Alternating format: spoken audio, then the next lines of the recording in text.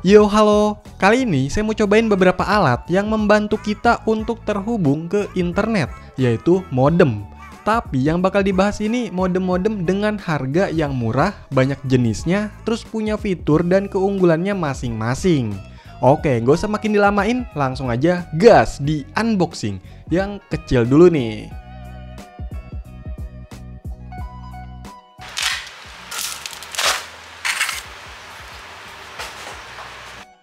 Nah, yang pertama ada sebuah modem USB stick, yaitu Advanced DT100 dari merek lokal ya kalau nggak salah. Terus harganya juga yang paling murah. Saya beli di toko Pak Edi cuma 60 ribuan aja, dengan kondisi masih baru kalau kata penjualnya. Kayaknya dulu yang kayak gini bisa 200-300 ribuan ya harganya. Memang modem modelan kayak gini tuh dulu sempat populer pas orang-orang belum terlalu banyak pakai smartphone dan masih suka akses internetnya lewat PC. Karena modem ini tuh cuma bisa dicolok ke PC lewat USB-nya ya. Terus modem ini koneksinya udah 4G di frekuensi B3 dan B8. Di dalam boxnya, pertama ada unit dari modemnya dan kertas panduan pemakaiannya nih. Udah itu aja dapetnya, simple banget. Untuk wujud dari modemnya kayak gini, kayak agak kotor-kotor gitu ya. Bahannya ini memang kayak dilapisin karet, tapi udah agak lengket-lengket. Mungkin karena udah lama juga ya unitnya. Bentuknya lumayan gede, tapi bobotnya nggak begitu berat. Terus warnanya hitam dengan garis merah kayak gini, lumayan cakep sih. Di sini ada indikator sinyal dan jaringan 4G. Terus ada tulisan Telkomsel Flash. Apa ini bundlingan providernya ya? Kalau di belakangnya, ini ada keterangan kecepatannya, 100 megabit per second untuk download dan 50 megabit per second untuk upload. Tapi itu maksimalnya aja ya, ntar dites deh. Untuk colokan USB-nya ini masih yang 2.0. Terus untuk slotnya, di sini ada buat mini SIM dan micro SD buat dijadiin card reader gitu. Oke, kita cobain nih colok ke laptop. Nah, karena ini modem USB, jadi memang butuh install software atau driver bawaannya untuk terkoneksi ke internet. Bukan modem USB yang cuma dicolok ke adapter atau power bank, terus bisa connect ke Wi-Fi-nya. Ini cuma bisa kasih akses ke PC yang dicolok ya. Di sini saya pakai OS Windows 10. Ini masih aman-aman aja sih install softwarenya. Untuk tampilan dari softwarenya kayak gini ya. Setelah ditunggu-tunggu beberapa menit, akhirnya muncul juga nih sinyal dengan jaringan 4G-nya. Baru deh bisa dikonekin nih. Di sini saya coba pakai kartu Tri ya, dimana dalam waktu yang mirip-mirip, saya juga coba tes speed dari data internet yang ada di iPhone. Bisa dapat kecepatan segini nih. Nah, kalau dari modem ini bisa dapat kecepatan berapa ya? Coba nih, tes speednya 3 kali. Hasilnya dapat ping paling kecil di sekitar 26, dengan download paling tinggi di 10,19 megabit per second, dan uploadnya 19,86 megabit per second. Beda jauh ya hasilnya sama modem bawaan iPhone. Karena memang spek dan harganya juga beda jauh sih. Tapi kalau saya tes buat browsing gitu masih cukup lah. Streaming YouTube dengan 1080p masih oke kok. Kalau untuk download file dari server Microsoft bisa dapat maksimal di sekitar 1,2 MB per second. Tapi kalau pas saya coba pakai kartu lain, misalnya Telkomsel Bayu, speednya jadi lumayan loh. 2 kali lipat lebih ngebut nih hasilnya. Jadi tergantung providernya juga sih. Tapi perlu dicatat, beda lokasi beda rasa juga. By the way, modem ini tuh unlock ya. 2 provider tadi saya coba bisa. Tapi untuk smartphone kemungkinannya nggak bisa nih. Untuk fitur-fitur dari software bawaannya menurut saya standar aja, bahkan minim. Di sini kita bisa ganti APN, lihat statistik dan record dari jaringannya, bisa dial tapi error nih. Bisa juga sharing WiFi, jadi kayak aktifin hotspot dari PC-nya, bukan dari modemnya ya. Tapi performanya kurang, jadinya lelet. Terus untuk PC dengan OS lain katanya sih support. Saya coba di macOS 15 ternyata nggak bisa nih. Saya juga coba tes di handphone Android, nggak bisa connect juga nih, nggak support ya. Jadi jangan berharap bisa connect di perangkat lain selain PC Windows.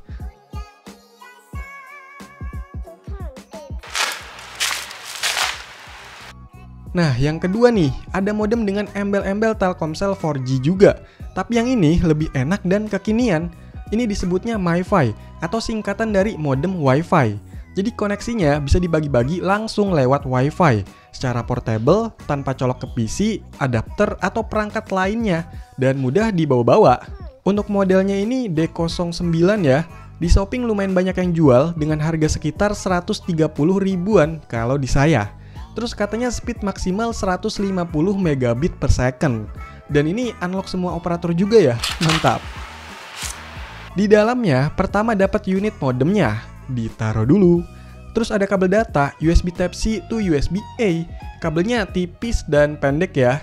Dan dapat kertas panduan singkatnya gitu, yang berbahasa Inggris dan Rusia kayaknya. Udah nggak ada apa-apa lagi, jadi inilah isi box dari MiFi murah yang saya beli. Lanjut, cek unitnya. Penampakan modemnya kayak gini, warnanya putih bersih dengan sisi abu-abu. Bahannya ini plastik biasa dan finishingnya doff, jadi agak rawan kotor nih.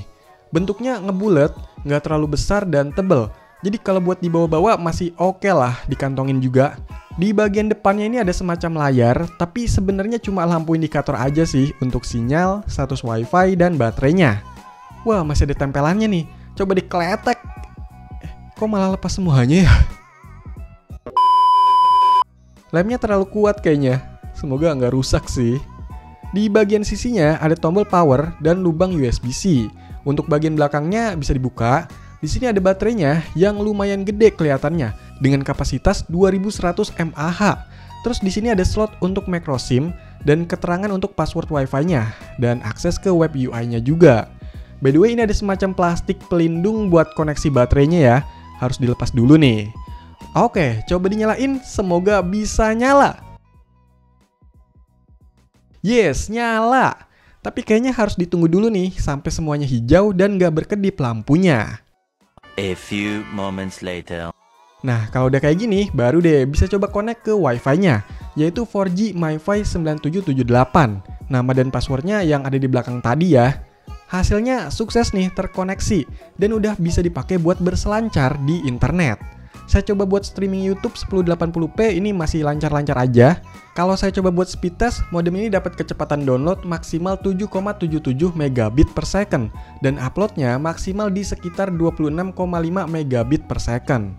Kalau buat download file masih cukup stabil nih di 1,2 megabit per second. Itu pakai provider Tri ya. Pas saya coba pakai Telkomsel Bayu, ini lebih mantep lagi sih. Speed downloadnya bisa sampai sekitar 43 megabit per second atau 4,9 megabit per second pas download file dari server Microsoft. 4 kali lipat ya ningkatnya. Jadi kalau dibanding sama modem sebelumnya, MiFi ini kalau pakai provider yang cocok, speednya bisa lebih ngebut lagi. Saya juga udah coba koneksi 2 perangkat masih oke nih, karena klaimnya bisa sampai 10 perangkat. Tapi saya yakin semakin banyak yang terhubung, performanya makin berkurang ya. Terus untuk baterainya, ini udah cukup awet. Saya coba bisa bertahan sekitar 12 jam, dari full sampai benar-benar mati. Kalau untuk web UI-nya, emang kurang menarik ya tampilannya. Secara fitur juga nggak begitu banyak, paling bisa ubah nama dan password Wi-Fi-nya, atur APN, pilih mode jaringan, dan info yang terkoneksi. Terus di sini ada tempat buat isi email, yang ternyata bisa kita ubah-ubah juga email dari modem ini. Wow, gokil lah. Ada kekurangan, ada kelebihannya juga ya.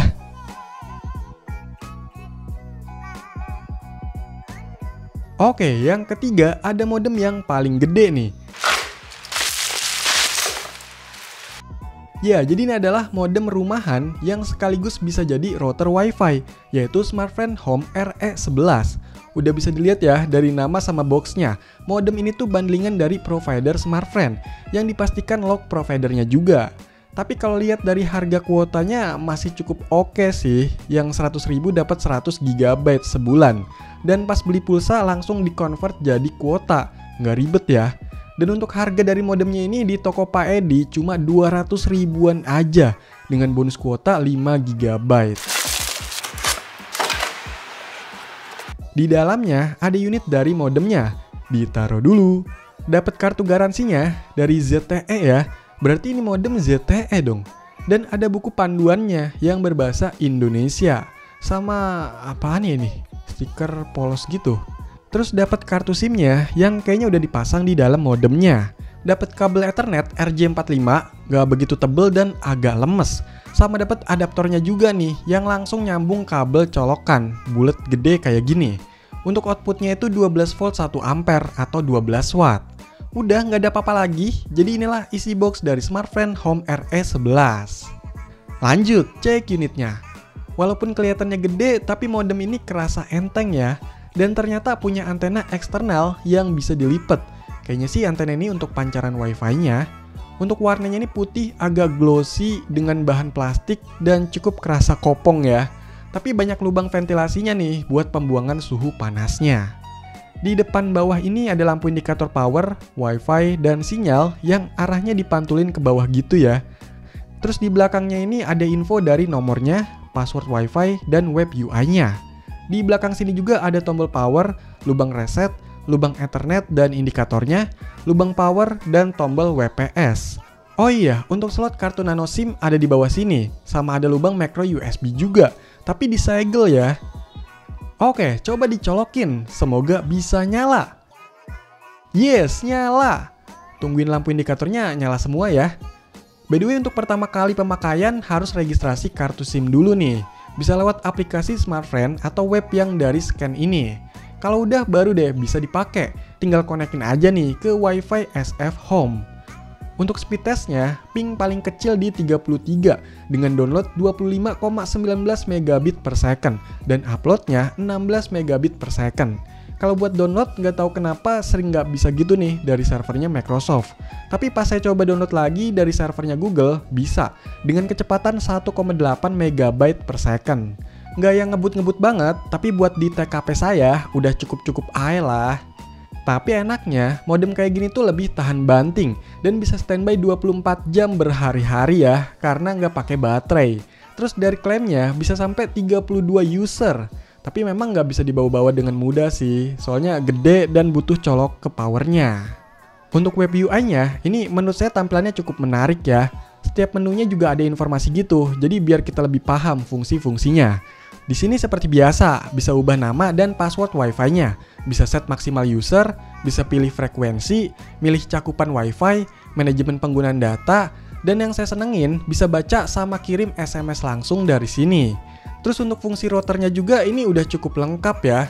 Modem ini tuh sebenarnya ZTE K10, dimana harga untuk yang unlocknya itu sekitar 500 ribuan dan digunakan juga untuk bundlingan provider lain, misalnya HiFi Air.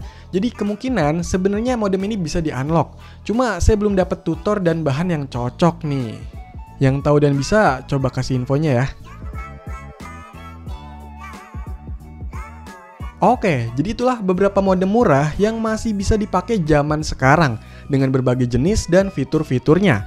Ada yang khusus dicolok ke PC aja, ada yang bisa di-sharing dan dibawa kemana-mana, dan ada yang cuma buat di rumahan aja.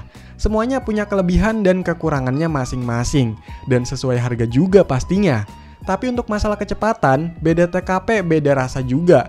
Beda sarung ya beda burung, nggak bisa dipukul rata. Ya semoga aja informasi ini bisa bermanfaat, khususnya buat yang lagi cari-cari modem. By the way, kamu lebih suka beli kuota buat modem atau langganan ISP bulanan nih? Coba kasih tahu di komentar ya. Sekian video ini, silakan di like, share, dan subscribe channel ini. Terima kasih.